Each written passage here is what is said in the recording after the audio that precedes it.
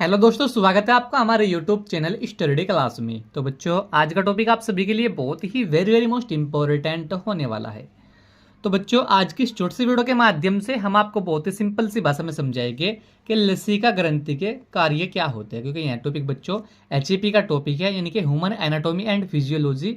ये जो टॉपिक है बच्चों, ये T farmer first year second year और बी फार्मर वाले बच्चों के लिए बहुत वेरी वेरी मोस्ट इंपॉर्टेंट होता है। अगर जो बच्चों आप किसी भी एग्जाम की तैयारी, किसी भी एग्जाम कॉम्पिटिशन की तैयारी कर रहे हो, तो आप सभी के लिए यह टॉपिक बहुत वेरी वेरी मोस्ट इंपॉर्टेंट है, क्योंकि यह टॉपिक किसी भी एग्जाम में आपसे पूछ लिया जाता है कि लसिका ग्रंथि के क्या कार्य होते हैं। तो आज की इस छोटी सी वीडियो के माध्यम से बच्चों हम आपको बहुत ही सिंपल सी भाषा में समझाएंगे कि लसिका ग्रंथि के क्या कार्य होते हैं, यानी कि फंक्शन ऑफ लिम्फ ग्लैंड। ठीक है बच्चों, तो बने रहना वीडियो में लास्ट तक। जो हमारे चैनल पर आप पहली बार आए हो तो हमारे चैनल को सब्सक्राइब करिए और बेल आइकन को प्रेस करो, जिससे कि आने वाली नेक्स्ट वीडियो का नोटिफिकेशन आप सभी को मिलता रहे। तो देखिए बच्चों, आपको लिखना किस तरीके से बोर्ड एग्जाम में लसिका ग्रंथि के कार्य। तो सबसे पहले बच्चों आपको आंसर हेडिंग डालनी है। इसमें सबसे पहली हेडिंग बनानी है, हेडिंग 1, जल का अस्थायी संचय। ठीक है बच्चों, इनके जल का अस्थायी संचय, इसको आप इंग्लिश में भी हेडिंग बना सकते हैं, इनके टेम्परेरी स्टोरेज ऑफ वाटर। ठीक है बच्चों, तो यह तो होगी हिंदी में हेडिंग क्या, जल का अस्थायी संचय और टेम्परेरी स्टोरेज ऑफ वाटर, यहाँ इसकी इंग्लिश होगी। ठीक है बच्चों, तो इसमें लिखना किस तरीके से आपको देखिए, शरीर में प्रवेश करने वाले जल के लिए लसिका वाहिकाएं अस्थायी आस्य का कार्य करती है।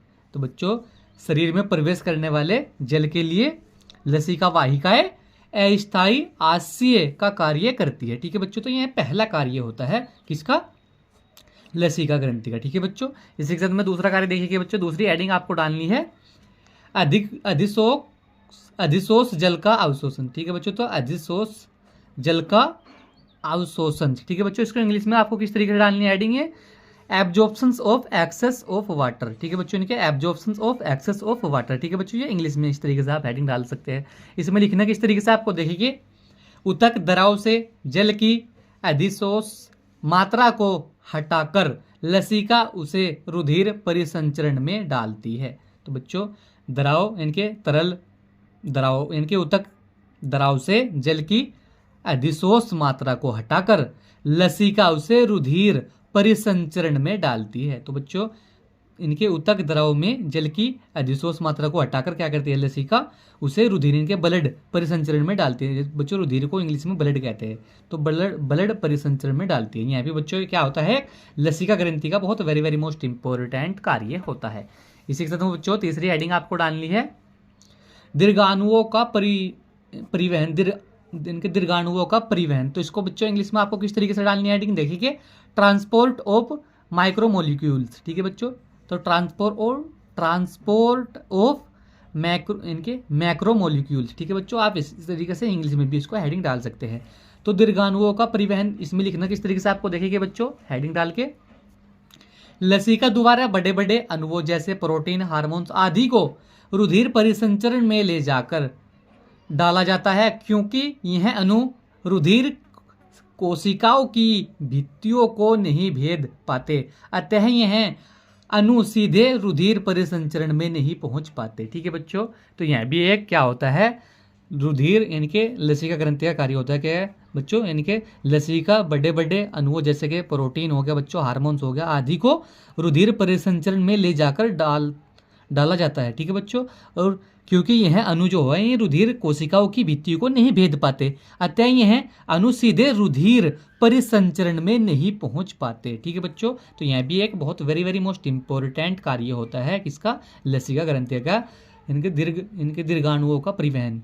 ठीक है बच्चों, इसी के साथ में आपको बच्चों चौथी हेडिंग डालनी है, वसा का परिवहन। तो बच्चों, वसा का परिवहन भी लसिका ग्रंथि का एक बहुत वेरी वेरी मोस्ट इंपॉर्टेंट कार्य होता है।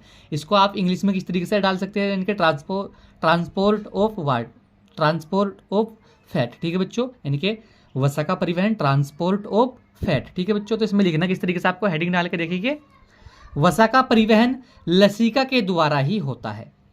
आहारनाल में वसा के पाचन के पश्चात वसा अम्ल या ग्लिसरॉल रुधिर वाहिकाओं में ना जाकर लैक्टियल में आते हैं और वहां से लसिका तंत्र में। ठीक है बच्चों, तो वसा का परिवहन, इनके वसा का परिवहन जो है वह लसिका के द्वारा ही होता है। आहारनाल में वसा के पाचन के पश्चात वसा अम्ल एवं ग्लिसरॉल रुधिर वाहिकाओं में ना जाकर लैक्टियल में आते हैं और वहां से लसिका तंत्र में। ठीक है बच्चों, तो यह भी एक बहुत वेरी मोस्ट इंपॉर्टेंट कार्य होता है लसिका ग्रंथि का।